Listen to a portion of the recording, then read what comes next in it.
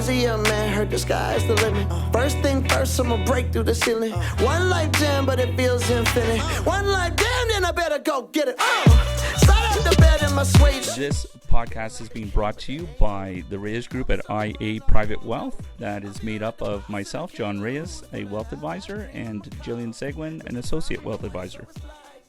I know we're rolling, and this is our first podcast, and I will be very honest, this is very overwhelming for me because the very first time that Jill and I tried to attempt this was in a car ride to Canmore, trying to record it off of our iPhone. And it was very painfully obvious that although we had good intention, we didn't and were not prepared. Fast forward 2.5, 3 years later, and I wish we could only just show you how this office is and the vibrancy and photos and the things that we've done to bring this all to you. So welcome to the inaugural Reyes Group podcast. I hesitate to say what it's going to be called because frankly, we don't know yet. We don't know yet. But what we will do is we have to cover some formalities because we are in the world of finance and we have to make sure that we cover our bases. So for this part, please note that I'm John Reyes and this is Jillian Seguin and we represent the Reyes Group at IA Private Wealth. We are located in Calgary, Alberta on 12th Avenue and 5th Street, and we are very excited to bring this to you. Focus of our first podcast is going to be on a topic that has become a much greater topic around the table, which is taxes. We've done a little few teasers, I think, over this last month in order to get us all ready. RSP contributions, and now we're going to touch on filing your taxes. Yeah, and why we believe that people should not get excited about having a tax return, quite frankly. And that is where we're going to go. You see that we have sheets. We're not afraid to admit that we have to work off some sort of script. Part of it's to make sure that we stay on point and we also stay focused on the compliance component. Because again, this needs to be authentic, but it also has to be acceptable and true to our rules and our fiduciary duty as advisors. So on that, I'm going to grab my sheet and we're going to look to see what's next. Get to know John Reyes and where he came from. Yeah, I think before we kick off into this whole tax conversation, this is our first podcast. So maybe let's just spend a little time introducing Reyes Group and ourselves. Yep. So Reyes Group. Who is? Okay, let's do Reyes Group. Who is Reyes Group, John? So Reyes Group is a idea that has been founded on 3 principles: service, strategy, success. And those have become now principles or pillars to our statement, which is enriching the lives around us. So although a average person would come out and say, well, Reyes Group, well, you're John Reyes, so this must be about you. And it really isn't. It's about enriching the lives around us. It's about service, strategy, success. And that is what we are trying to bring to the forefront of the people that are interested in listening to the things that come out of our mouths and the collective intelligence that we bring. I agree. I think service and strategy are really our processes of how we're running this business. And I really hope that the successful outcome of those is our purpose statement, which is, again, enriching the lives around us. And enriching the lives around us is really a purpose statement, not just within the business, right? We try to employ and focus on that in everything we do, whether it's, out coaching kids' soccer teams as you do, whether it's volunteering behind the scenes for an animal shelter like I do. But if we look primarily just at the business aspect, it's giving those clients a feeling that they are better off having us in our lives or having come across us than before they were, or before we were, I should say. That's well said. I think the biggest challenge that we have had for the very longest time has been, when you do something like this, when you decide that you are going to take your ideas and make them real and put them out to the universe to be criticized, to be analyzed, to be whatever it is. I personally believe that the wake-up call of that car ride in Canmore was that having an idea and wanting to do this is much different than having a fundamental set of principles, pillars, values that we now have. Because once you have that, your true self can come out. And I think that is why I believe we're ready, right? And I believe that the world is ready to now understand how we look at certain situations in order to provoke thought, conversation, ideas. And again, what better way than to look at this by introducing this topic that's come up in April. So if we're ready to go there, I think we should do that. Yep. So again, our, I'll say esteemed, or our Prime Minister, because I struggle to find the words because I have to stay in the center, Mr. Justin Trudeau has decided that once again with his finance minister, this is about the most you're ever going to see me struggle, is trying to explain and find positive words about our government officials. So I'm going to try to do my best. So we'll just jump to the topic. They've decided to introduce a new tax system on those of us that are going to make more than a certain amount of money, which starts hitting people like doctors, lawyers, very important centers of influence that we have across our beautiful country, and increase their tax bill from 50% to 66.6 or 5%, somewhere in there. It doesn't really matter. All we know is it's going higher. On capital gains. On capital gains. 250,000. That's right. On capital gains over 250,000. And the reality is that has now sparked a major debate in this country. And although that's not going to be the focus of our discussion today, because really it's going to be focusing on the majority of what Jill's going to be, bringing up, and we're going to have a debate on, is, the importance of having a zero tax return. But again, isn't it funny that was the premise of what we wanted to start? And here we are, within a matter of months, June 25th, I believe is the date, it's going to change, and it's going to change dramatically for a lot of people. So let's use that as a segue to our actual topic, which is what we've been drumming up, is why should we have a zero tax return? So I think that's a really valid point. I think it's very much made the conversation topical, but I think this is a theme that has at least been in our book for many, many years. And that is that a zero tax return means that you have not given our government an interest-free loan for the better part of the year. So I think I was describing it to you, John. Yes, share the story about... Yeah. Yes, so, yes. If you go and buy a product at a store and you get it home and you realize, I don't really like it anymore, and you decide I'm gonna return it to the store. So you go back to the store, you give them the product back, and they give you a refund that you go on for the rest of the day not giving a second thought to. You don't treat that refund like a Christmas present. You don't throw a party. You don't plan a trip with your refund. It's merely your dollars for that product that you gave back that has been given back to you. And that's really how we want you to view your tax refund, is that this is your money. It's always been your money. And how do we manage our finances throughout the year to ensure, as I said earlier, that we aren't giving the government an interest-free loan, particularly topical in the last year when we've had very high interest rates on, no risk money that we could have had in our pocket, right? That's right. And so before we go on, there are going to be two things that I do want to say, because I want to jump on that and really try to bring into the audience to explain to them about what Jill is trying to illustrate when we talk about the refund. But before we do that, I want to be very clear and explicit about something. Jill and I are both advisors that have close to, everybody loves to say the collective years of experience. So I'll do that, 40 years or so. But we each have about 20 years in the industry. We both have different types of paths that have got us here. But by no means are we trying to claim that we are certified financial planners. We're not claiming that we are accountants. Tax specialists. We have very strong relationships with those types of individuals. That collective knowledge and information and our own experience is what allows us to give you these types of thought-provoking moments. And that is something we just want to be very clear. It does come. Jill just completed her CIM, which is a very important distinction in order in our industry, and I'm working towards getting that completed as well.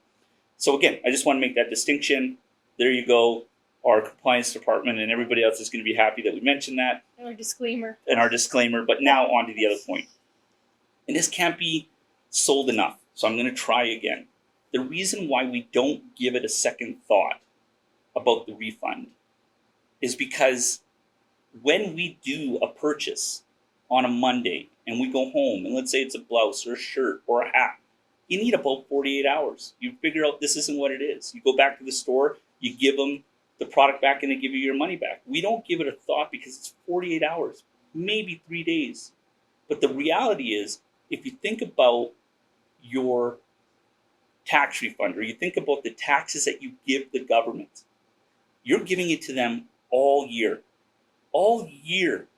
So I really want you to quantify that. Even if you start a new job in the middle of the year, that's 6 months of taxation. That's 6 months of you giving money. Interest-free loan is what you called it. And that is what we want you to really sink in. It's not comparing the two. It's a fantastic analogy for sure. Yeah. But it's really honing in on what are you doing to make sure that you protect your own money. And John, just to that, all year long, I read a quote or a statistic in the Forbes Advisor magazine that as of March 22nd, 2024, this is now for the 2023 taxes, 3.9 Canadians had filed their taxes, and 2.6 million, that's 66% of Canadians who had filed their taxes by now, were eligible for a refund of over $2,000.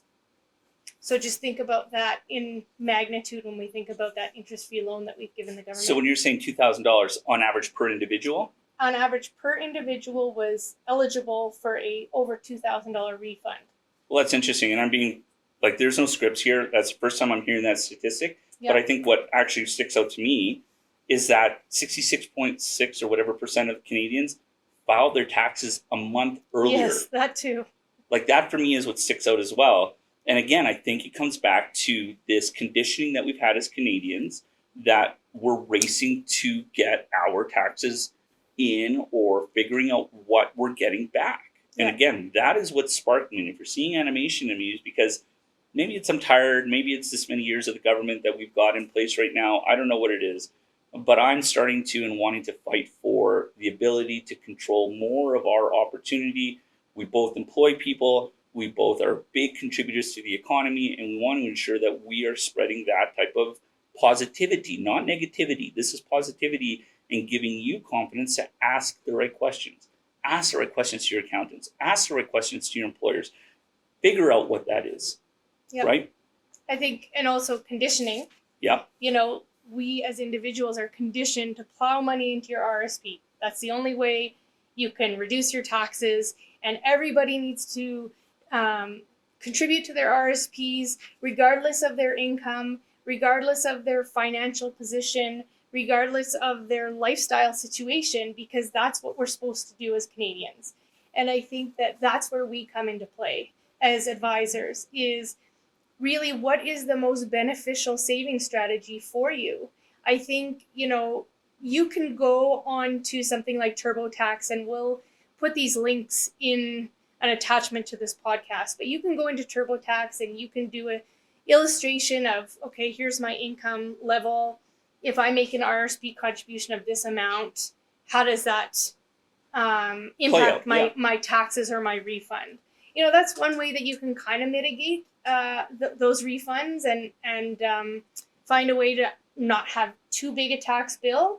I think ideally, just in conversation that we've had, you kind of want to be paying no taxes, or if you are, you want to be paying a couple of hundred, you know, at the end of the year. That's ideal, right? Yeah. And let's be very clear too, again, another disclaimer. We're not trying to advocate for any type of tax dodging or any type of, you know, things that aren't compliant with the way that we have. If you actually spend some time, go to the CRA website. There is an ample amount of information that people can gather to just figure out what is and what is applicable in terms of you know, taxable credits that they can receive in terms of their money. So again, this is more to get the thinking process, right? We know how powerful a statement is that we made through some of our lead ups. If you think about some of the statements we said, don't get excited about your tax return. You should have a zero refund. Those are the types of things that we really want to hammer home. Yep. Right. Being, yeah, go. Obviously, sorry. I have way less notes on here than Jill does, so I want to make sure we cover all those points. John touched on it, being really cognizant and working with your employer about how much of your income they're withholding for taxes. I think that's where people fall into that biggest those large refunds, is that their employers are withholding a significant amount of their income all year long, for tax purposes. And that really falls on you to know what your marginal tax bracket is. Go to CRA, as John says. Again, another link that we'll probably embed in this podcast. Go and find out what your marginal tax bracket is. Do a quick simulation of what your deductions are going to be, and then you can figure out, and you can most likely dictate to your employer how much taxes you want withheld. And I think it's also, again, we're talking in generalities. A lot of these different things can start going down what I will call rabbit holes, right? We're talking about a very general run-of-the-mill type approach when you want to do a quick analysis. But again, touching to the point that started this, some of you that are paying attention have far greater taxable complications or complexities, I should say, that need more professional help, that need more in-depth analysis. And those are where you should really be looking at your, reaching out to your network, or what we call our COIs for short, which is our centers of influence, right? These are the conversations you should be having with your accountant, with your advisor, and making sure that you have a fairly clear understanding about, am I maximizing my return, right? Remember, having this type of progressive tax system that we have in Canada is not about having to fight the government for the money. It's a matter of making sure that you have put forward your most packaged up approach so that you are maximizing your money. So on that note, yes, maximizing your money. We're at the end of the year. Perhaps some of these listeners are going to have a big refund because they haven't maybe put the tools in place or haven't thought about it from this approach. Maybe it doesn't work for them. Maybe they need that tax refund. I don't know. But I think we can now focus a bit of this podcast on, okay, tax year end, you're going to get a refund. What should you do with those dollars now? Yeah, and I think that there is a couple of different strategies that we can discuss. You're noticing that I'm hesitating a bit because I don't want to get us too into individual situations. So we'll just touch on some highlighted points that come from our experiences. A lot of times it's kind of, if you look at a calendar year and you say, okay, well, January starts the year, you're supposed to be making your RSP contributions by, I think it's March 30th, 60 days into the year, and those are applicable to the year prior. And then on top of it, then you notice that your tax filing date comes in April 30th, right? Now you're seeing that those things are done in a staggered approach. Additionally, if you want to layer it over, there's two new additions to our strategies, which are the first-time home buyers account, and there's also the one that's been around for a while now, which is a tax-free savings account. So depending on how your budgeting or your financial situation unwinds, there are a bunch of avenues that can be used for that tax refund that can help you address some of these other needs that you may have, whether it's a first-time home, topping up your TFSA. Those are the types of approaches that can start to really come together.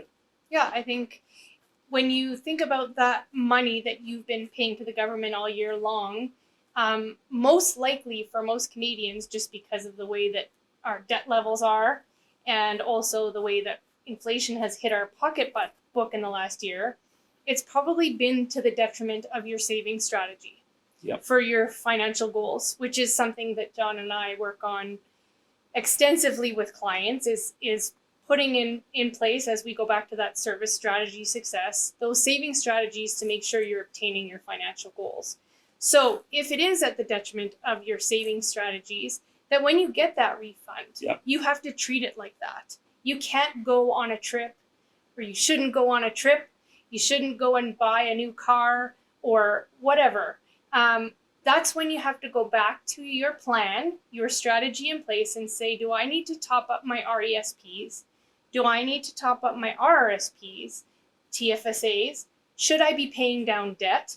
Right? And I think those three ways as well are really good way to get the best bang for your buck. Having lent this money or having forgone this money for the year, in that if you make an RSP contribution, it is tax deductible. If you make an RESP contribution, you're getting that grant from the government.